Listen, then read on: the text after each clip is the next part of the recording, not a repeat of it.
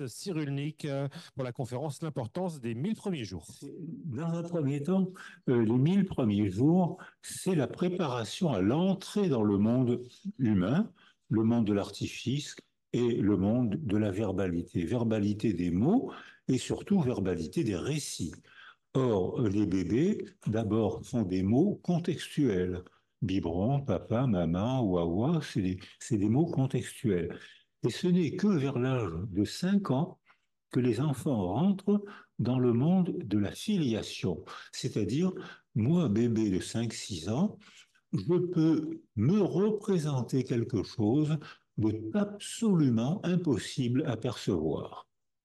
Dieu, la vie après la mort, il y a la spiritualité, c'est une caractéristique de la condition humaine.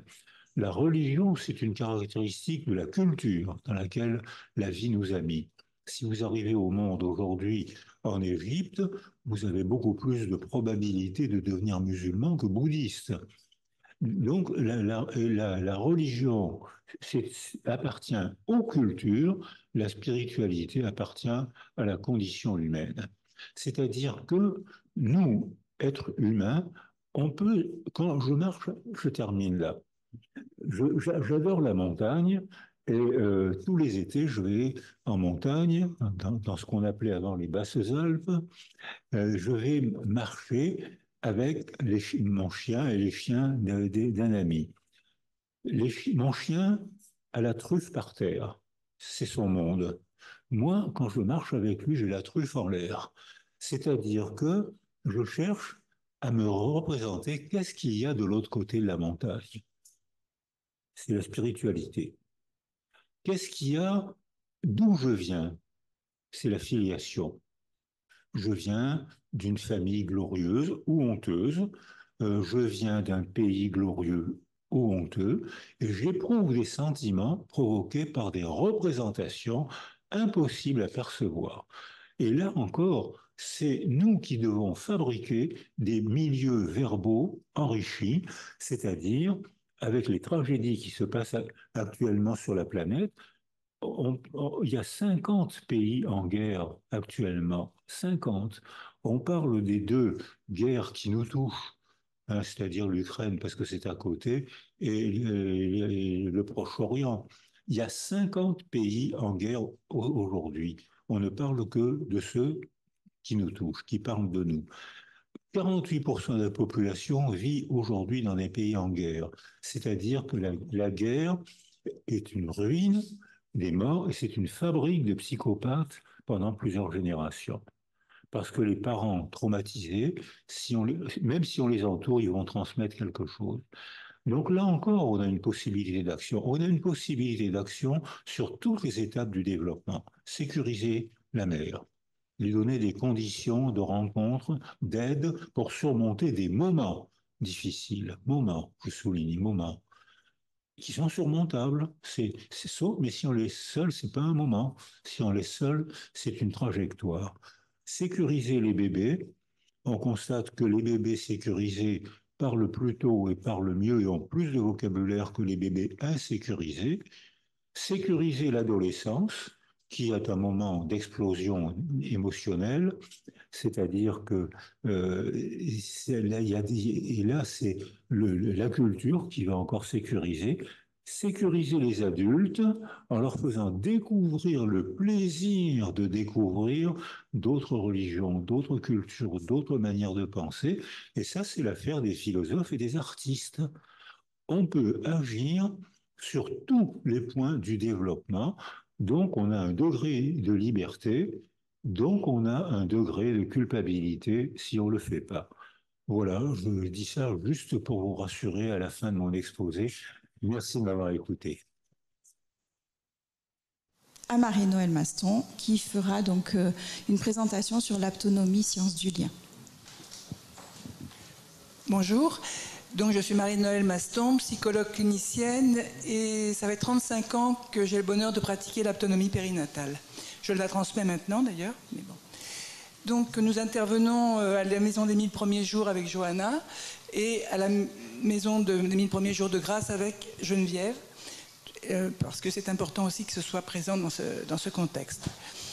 Donc, en écoutant M. Cyrulnik et en repensant à tout ce que j'ai déjà entendu de lui, c'est que cette fonction paternelle est quand même bien modifiée depuis 40-50 ans. Il y a 30 ou 40 ans, on parlait des nouveaux pères. C'était quand même quelque chose de très novateur.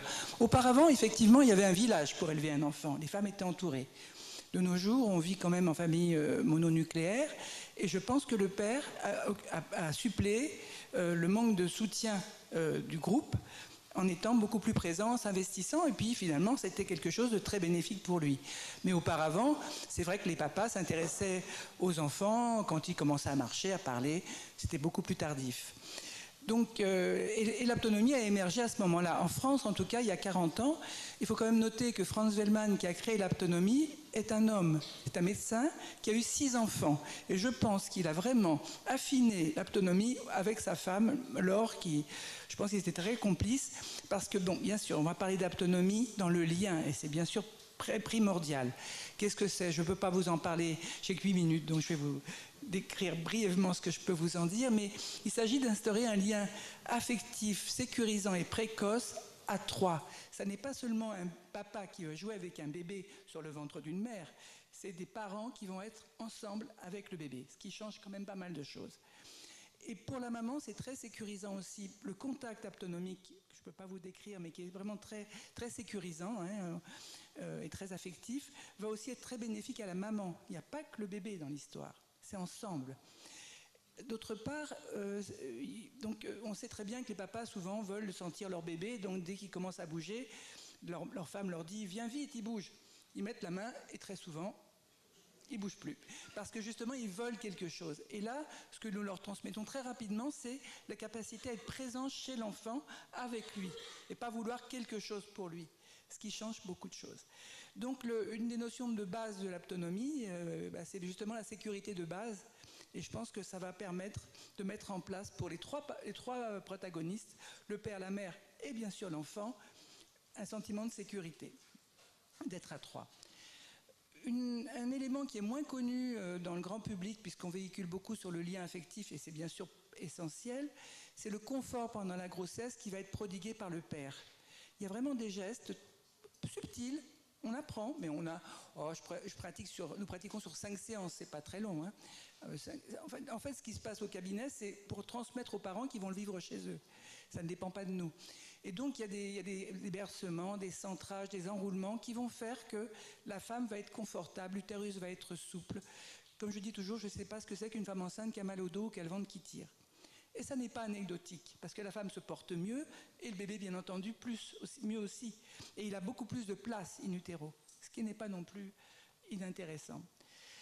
On peut aussi voir que la mère de l'intérieur, et elles sont douées, comme je dis toujours, de l'intérieur, et simplement, par son affectivité, va pouvoir interagir avec le bébé, l'inviter sur son cœur, et pouvoir l'inviter à descendre. Et dès la première séance, finalement, nous signifions, voilà, c'est l'attachement le plus intime que vous puissiez développer avec votre bébé. Hein.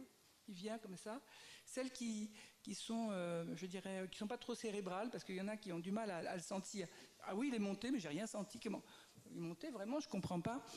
Il y en a d'autres qui vont le sentir très vite, et puis les autres, on va les amener à sentir, bien sûr, vont vraiment éprouver un sentiment de bonheur de rencontrer ce bébé autrement. Hein. Et tout de suite, nous disons, le jour de la naissance, vous serez aussi l'invité à descendre. Donc là, on intervient vraiment sur la notion d'attachement-détachement. Et avec le papa aussi. Hein, puisqu'il y a un tiers dehors, c'est bien aussi. Il y a un papa, il n'y a pas seulement une maman avec qui on vit le nirvana, il y a du lien à l'extérieur. Le rôle du père aussi, hormis ce confort et cette interaction régulière avec le bébé, ça va être aussi au moment de la naissance de conforter la mère dans des positions. La position que vous voyez là, par exemple, c'est une position qu'on peut adopter pendant le travail. Donc elle va être vraiment avec lui, il va être avec elle, ils vont être ensemble, et donc le papa va guider le bébé pour qu'il descende et va minorer le seuil de douleur. Il ne va pas résoudre le problème de la douleur, mais ça fait beaucoup moins mal. Et surtout, elle est en sécurité, elle vit ça avec lui. D'ailleurs, je dis toujours, il y a 2 choses que disent les pères. Après une première séance, ils disaient le bébé qu'ils ont vu à l'échographie, le bébé dont ils en ont entendu parler, et ils sortent de la séance en disant mon bébé. L'attachement est là. Et lorsqu'ils relatent l'accouchement, ils disent notre accouchement. Je me suis sentie utile. Un papa qui avait beaucoup d'humour m'a dit, mais en fait, je suis un soutien de famille. Eh bien oui, c'est un soutien de famille dans la mesure où, effectivement, il soutient la mère pour qu'elle puisse elle-même porter le bébé. Et je pense que c'est très important qu'une femme se sente soutenue par le groupe. Ça dépend des cultures, comme le disait le professeur Cyrulnik. Ça dépend des cultures, des contextes, mais il y a besoin de soutien. C'est difficile d'être seule à porter toute seule un enfant. Et donc, ça va effectivement apporter ce sentiment de sécurité de base pour les trois, et attachement précoce. Il y a également tout ce qui va être postnatal. Alors, j'ai pas passé la photo, donc tant pis, vous l'aurez pas, mais vous pouvez regarder sur Internet, il y a beaucoup de photos de portage d'enfants. Dès la naissance, il y a aussi quelque chose de l'ordre du détachement, puisque, alors peut-être qu'ils ne le feront pas tout de suite en salle de naissance, parce qu'ils sont un peu ailleurs, mais on peut le faire plus tard. Le papa va pouvoir porter le bébé par la base sans lui tenir la tête, parce qu'il se porte très bien, le bébé. Et ce que je dis souvent, c'est que le rôle des parents, c'est de soutenir l'enfant pour qu'il se porte bien. C'est pas de le porter, c'est de le soutenir. Vas-y, mon chéri. Et donc, dès qu'on le porte comme ça, l'enfant s'épanouit, l'enfant s'ouvre au monde. Et c'est vraiment quelque chose de très, très beau à voir. Et donc, on propose aussi ce qui va être cette notion de holding handling, soulignée par Winnicott, c'est-à-dire des manières de bouger avec l'enfant. L'enfant a des capacités motrices dès la naissance, au cours de son développement, au cours de la première année. Et on va proposer donc c'est très simple, l'aptopuriculture, certains gestes qui vont favoriser ces capacités motrices, qui vont fluidifier les interactions parents-enfants.